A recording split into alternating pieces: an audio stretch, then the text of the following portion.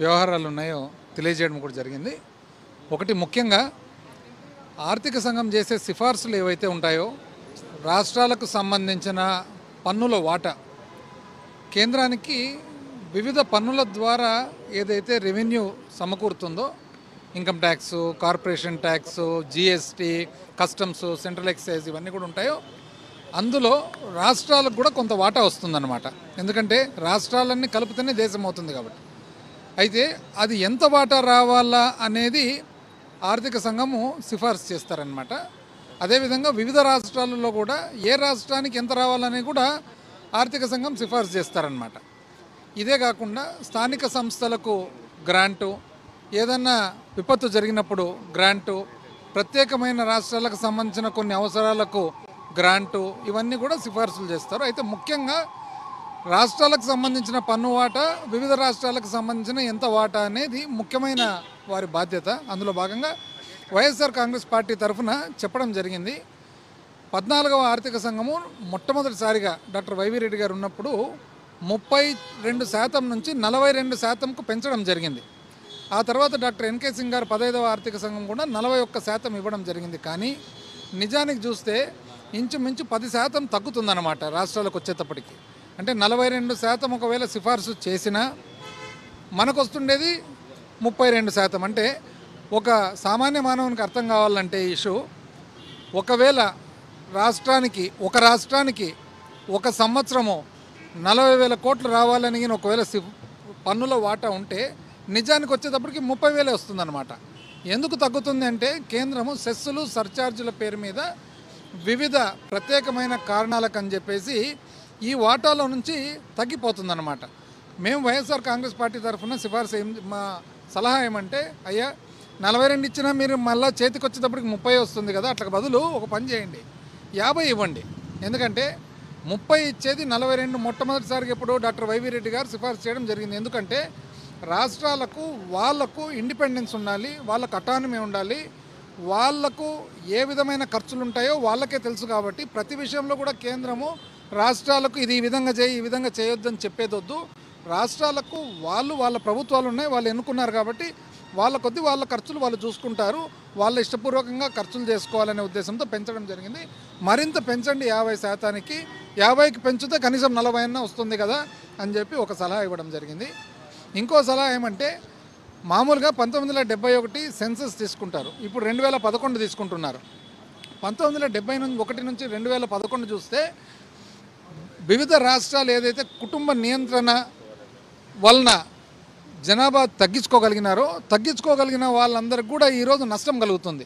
కాబట్టి మేము సలహా ఏమి ఇచ్చినామంటే, ఏ రాష్ట్రాలు అయితే కుటుంబ నియంత్రణ ప్రోగ్రాం కింద జనాభా తగ్గించుకున్నారో ఆ రోజు అవసరాల కొద్దీ వాళ్ళని ఈ విధంగా పెనాల్టీ వేయడం తప్పవుతుంది. కాబట్టి మరొకసారి బోనస్, అంటే ఏ రాష్ట్రాలు అయితే ఆ ప్రోగ్రాం చక్కగా నిర్వహించినారో తద్వారా జనాభా తగ్గిందో వాళ్ళకు బోనస్ ఇవ్వండి, ఆ బోనస్ ద్వారా మరింత మేకప్ అవుతుంది అనేది కూడా ఒక సలహా ఇవ్వడం జరిగింది. అదేవిధంగా రాష్ట్రానికి ఈరోజు పునర్వ్యవస్థీకరణ జరిగిన తర్వాత మనం రెండు భాగాలుగా చూడొచ్చు. 2014 నుంచి 19 ఒక భాగము, 19 నుంచి 24 ఒక భాగము. అది 14వ ఆర్థిక సంఘము, ఇది 15వ ఆర్థిక సంఘము. ఆ 14వ ఆర్థిక సంఘం పీరియడ్ వచ్చేసి ఇంచుమించు టీడీపీ ప్రభుత్వము, 15వ ఆర్థిక సంఘం పీరియడ్ వచ్చేసి ఇంచుమించు వైసీపీ ప్రభుత్వము. వీటిలో నిజంగా చూసినట్లయితే 14 నుంచి 19 పీరియడ్ ఏదైతే ఉందో, వాస్తవానికి నిజం చెప్పాలంటే గత 2-3 సంవత్సరాలుగా ఊరికే వివిధ మీడియా సంస్థలు అన్ని అసత్యాలు ప్రచురించి చేయడం జరిగింది. కానీ ఏ ఫిగర్ చూసినా కూడా, ఆర్బీఐ ఫిగర్ చూసినా, సిఏజీ ఫిగర్ చూసినా, లేదా మాస్పీ ఫిగర్ చూసినా కూడా 14 నుంచి 19లో అప్పు శాతం ఎక్కువ, అప్పు చేసిండేది ఎక్కువ శాతము. 19 నుంచి 24 కోవిడ్ ఉండి కూడా అప్పు శాతం తక్కువ. ఇది చెప్తుండేది నేను చెప్తున్నాను కాదు, ఇంకోరు చెప్తున్నాను కాదు, ఇది ఆర్బీఐ చెప్తుంది, సిఏజీ చెప్తుంది, మాస్పీ చెప్తుంది, వివిధ కేంద్ర ప్రభుత్వానికి సంబంధించిన ఇండిపెండెంట్ సంస్థలు చెప్తున్నాయి. అందుకనే 14 లక్షల కోట్లను ఒకరోజు, 13 లక్షల కోట్లను ఒకరోజు, 11 లక్షల కోట్లను ఒకరోజు, మట్కా నంబర్లు కదా నోటికి ఏదొస్తే అది చెప్పినట్లు చెప్పుకుంటూ ప్రజలందరినీ కూడా తప్పుదోవ పట్టించి ఇది చాలా తప్పు. వాస్తవానికి అసెంబ్లీలో ఈరోజు ఎంత అని చెప్పి వాళ్ళే చెప్తున్నారు ఎంత అప్పు ఉందనేది.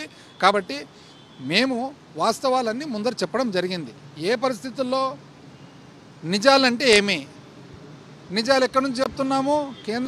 కేంద్ర ప్రభుత్వానికి సంబంధించిన ఆర్గనైజేషన్స్ నుంచి వచ్చిన ఫిగర్స్ చెప్తున్నాం. కాబట్టి చదువుకున్న వాళ్ళందరూ కూడా ఈ రాష్ట్రంలో దయచేసి మీరు నిజాలేమో కనుక్కోండి.